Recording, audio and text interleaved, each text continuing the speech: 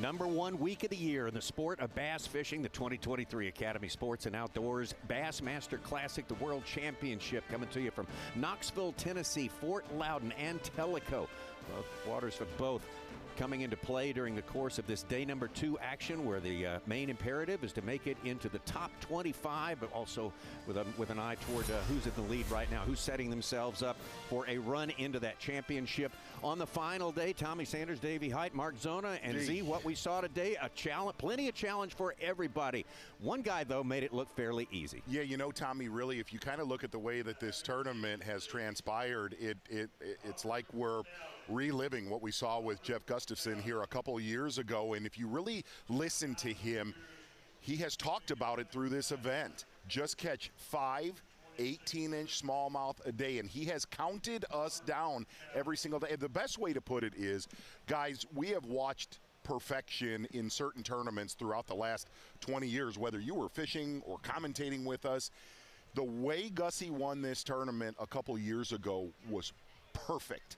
And so far in this one, he has been flawless yet again. And the one thing that you have to say, and this is the big story going into the final day, is there 5 more. And if you listen to his cameraman, Brian Evie, he lost plenty. So there's still a couple biters out there for Gussie.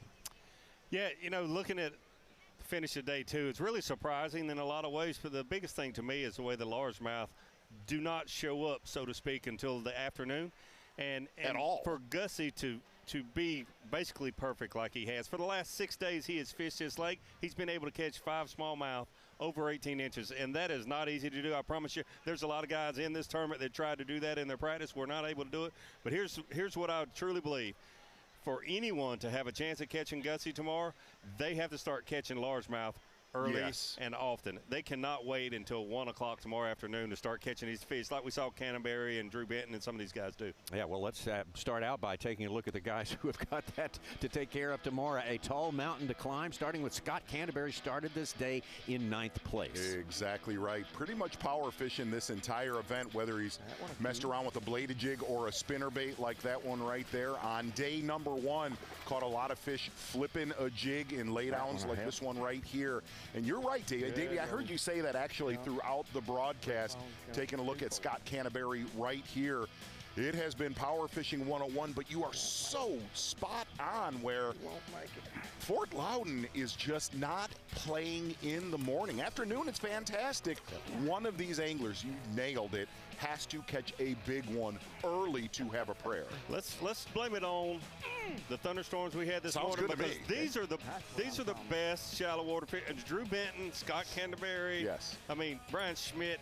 I mean, they are the best of the best. I mean, you put them up against anybody in the world, and they have simply not been able to catch anything early in the mornings on Fort Loudon. 2nd place, Brandon Lester to start this day. The guy that most people thought had the best shot to after day #1 to run down our leader. Exactly, and really he's been, I guess, the most bulletproof with the morning bite.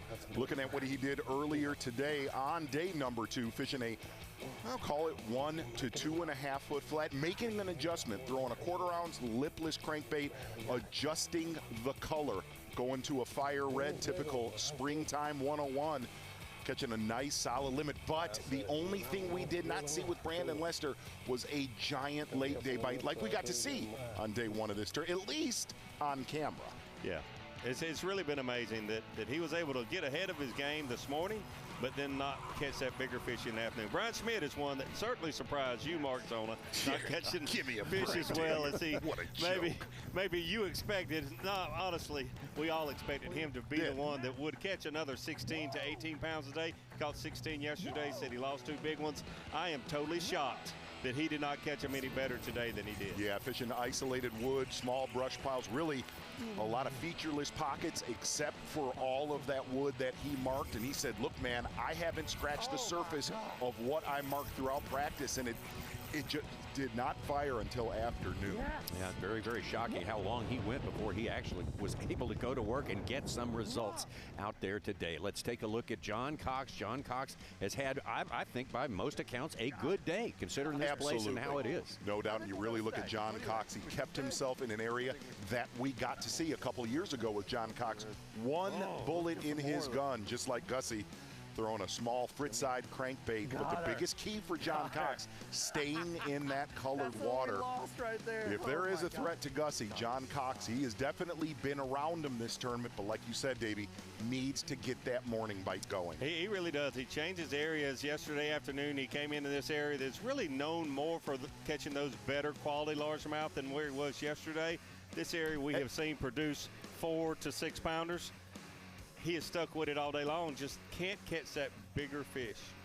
It's almost like that year class. You're just not seeing it in this tournament.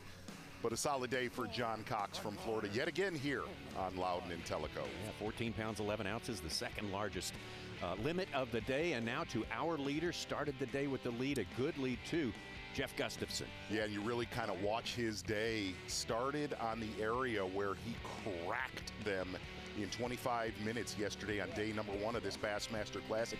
Was not the case. Caught a lot of small fish, and like we said, missed a lot of fish. A Z-Man. Shad.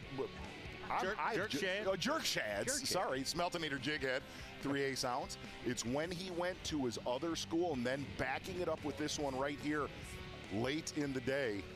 Yet another flawless day for Gussie. Absolutely, in all honesty, the only one to catch all smallmouth the last time we were here and doing it again. Unofficially 16 pounds, 4 ounces for Gussie. The coverage tomorrow, well, that's the big day, 8 a.m. Eastern time, as it has been the first 2 days, starting out on Bassmaster.com. Pick it up on FS1 after that, and then the Fox Network for the final 3 hours to decide our new, or, well, yes, it will be our new world champion, it looks like right now. That coming up tomorrow. Thanks so much for joining us. A big day ahead at the biggest event of the year, the Academy Bassmaster Classic.